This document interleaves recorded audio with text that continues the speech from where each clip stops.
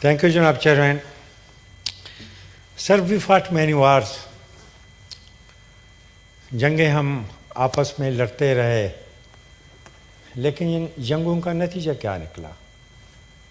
تباہی، بربادی، معاشی بدحالی۔ البتہ یہ ایک خوشائند بات ہے کہ اب اسلام آباد اور دہلی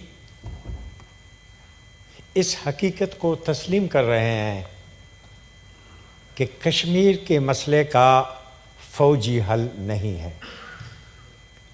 اگر کشمیر کے مسئلے کا فوجی حل نہیں ہے تو دانشمندی کا تقاضا ہے کہ بامقصد اور نتیجہ خیز مذاکرات کے ذریعے اس مسئلے کو خوش اسلوبی سے حل کیا جائے، تاکہ کروڑوں روپے جناب چیئرمین دونوں ممالک دفعہ پہ خرچ کرتے ہیں،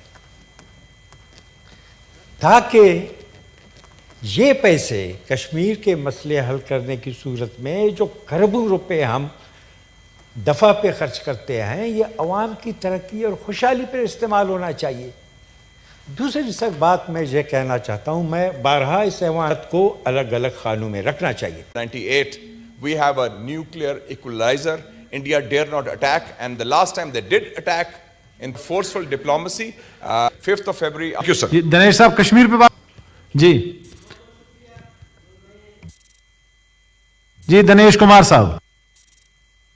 شکر گزار ہوں سینیٹر مشتاق جس طرح سے میں داد دیتا ہوں، اور جناب چیئرمین پر ظلم ہے، میں کہتا کر مر کی کوئی اولاد نہیں، وہ کیا جانے دوسرے، اس کے لیے ہم کہتے ہیں ہمیں پوری دنیا کی ایسا طریقہ بتائیں انسان کر، جس طرح سے آپ نے کہا کہ اس پر ایک باقاعدہ ایک سیشن ہونا چاہیے جس پر ہم یہ سارے تجاویز۔